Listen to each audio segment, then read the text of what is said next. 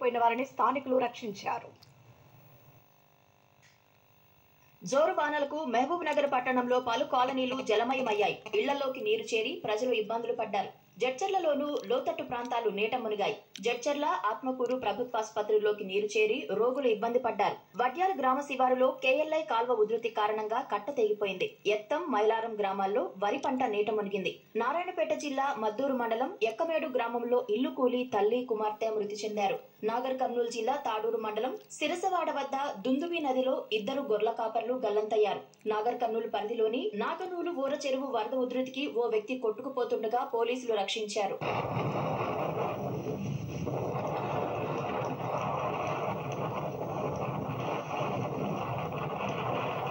ఉమ్మడి కరీంనగర్ జిల్లా వ్యాప్తంగా భారీ వర్షాలకు చెరువులు మత్తడి దూకుతున్నాయి. హనుమాజీపేట వద్ద నక్కవాగు ఉధృతికి రోడ్డు తెగి రాకపోకలు నిలిచిపోయాయి. చందుర్తి మండలంలో కల్వర్టులు పొంగి రాకపోకలు నిలిచిపోయాయి. రాజన్న సిరిసిల్ల జిల్లా రుద్రంగి మండలం